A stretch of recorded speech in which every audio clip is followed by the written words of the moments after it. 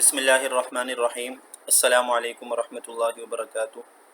عزیز طلبہ، ہم اسلامیات کا چیپٹر 2 پڑھ رہے ہیں جس کا عنوان ہے اسلامی تشخص، اور ہمارا جو آج کا ٹاپک ہے وہ ہے نماز کے فوائد۔ پچھلے لیکچر میں ہم نے نماز کے 3 فوائد پڑھ لیے تھے، اور آج ہم ان فوائد کو جاری رکھیں گے اور انشاءاللہ مکمل کریں گے۔ جی، نماز کا چوتھا فائدہ ہے کہ اللہ تعالیٰ کی عبادت اور اس کی خوشنودی کا مطلب رضا حاصل کرنا، ٹھیک ہے، خوشنودی کا مطلب ہے رضا۔ تو اللہ تعالیٰ کی عبادت اور اس کی خوشنودی کے حصول کے سلسلے میں 5 مرتبہ باہم ملنے والے افراد کے درمیان محبت و یگانگت پیدا ہوتی ہے۔ یعنی ہم جب نماز پڑھنے مسجد جاتے ہیں اور 5 وقت مسجد میں ایک دوسرے سے ملاقات ہوتی ہے تو آپس میں محبت بھی پیدا ہوتی ہے اور یگانگت یعنی اتفاق و اتحاد بھی پیدا ہوتا ہے، جس سے سب کو فائدہ پہنچتا ہے۔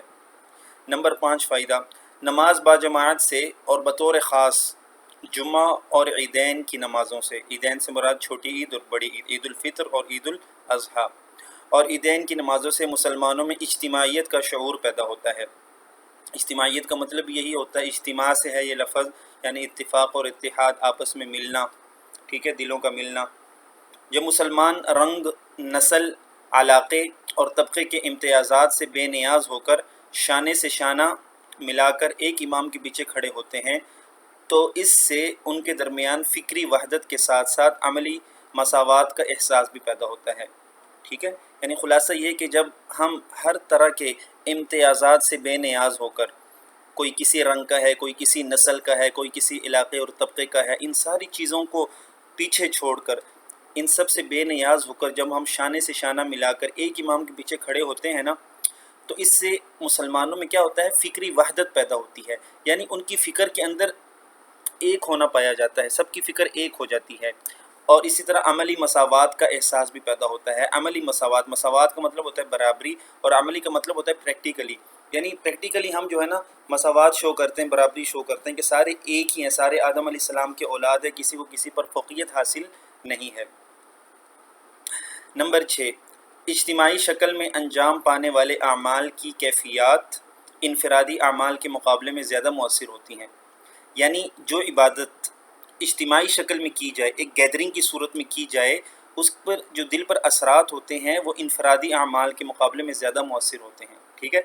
انسان اکیلے عبادت کرتا ہے، اس سے اتنا اثر دل پر نہیں آتا جتنا کہ اجتماعی شکل میں عبادت کرنے میں دل پر اثر ہوتا ہے۔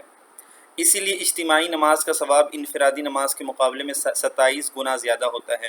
یعنی جب ہم مسجد میں نماز پڑھتے ہیں تو حدیث کے مطابق ہمیں اکیلے نماز پڑھنے سے 27 گنا زیادہ ثواب ملتا ہے۔ نمبر 7، نمازیوں کو مسجد میں آتے جاتے دیکھ کر بے نمازیوں کو ترغیب و تحریص ہوتی ہے اور وہ بھی نماز کی طرف متوجہ ہو جاتے ہیں۔ جب نمازی لوگ مسجد میں نماز پڑھنے جاتے ہیں تو جو بے نمازی راستے میں، سڑکوں میں ان کو دیکھتے ہیں تو ان کو بھی کیا ہوتی ہے، پریکٹیکلی ہم ترغیب دیتے ہیں اور تحریص کرتے ہیں۔ تحریص کا مطلب کیا ہوتا ہے، ابھارنا، حرص دلانا، ٹھیک ہے، کہ تم بھی نماز پڑھو، اور وہ بھی نماز کی طرف اس طرح متوجہ ہو جاتے ہیں۔ پھر 8واں فائدہ کیا ہے، نماز میں امام کا تقرر اور اس کی پیروی۔ تقرر کا مطلب مقرر کرنا، امام کو جو ہم نماز میں مقرر کرتے ہیں، بطور امام کے اس کو مقرر کرتے ہیں کسی شخص کو، اور اس کی پیروی اجتماعی نظم و ضبط کا شعور پیدا کرتی ہے، کہ ہمارے اندر کیا ہو، ڈسپلن پیدا ہو، ٹھیک ہے۔ ظاہر بات ہے ڈسپلن کی شکل و صورت ہوتی ہے کہ ایک امام پیچھے کھڑا ہے، باقی سارے مقتدی اس میں اس کے پیچھے صف در صف کھڑے ہیں، بالکل سیدھی صف میں کھڑے ہوتے ہیں، تو اس سے اجتماعی نظم و ضبط کا شعور پیدا ہوتا ہے۔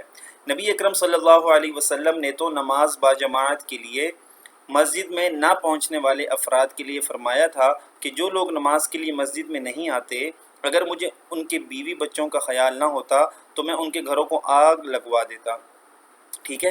یہ ایک حدیث کا مفہوم بیان کیا ہے کہ آپ صلی اللہ علیہ وسلم نے فرمایا تھا کہ جو لوگ بلا وجہ مسجدوں میں نماز پڑھنے سے پیچھے رہ جاتے ہیں اور گھروں میں نماز پڑھ لیتے ہیں تو میرا دل کرتا ہے کہ ان کے گھروں کو آگ لگا دوں، مگر ان کے بیوی اور بچوں کا خیال مانے ہو جاتا ہے مجھے۔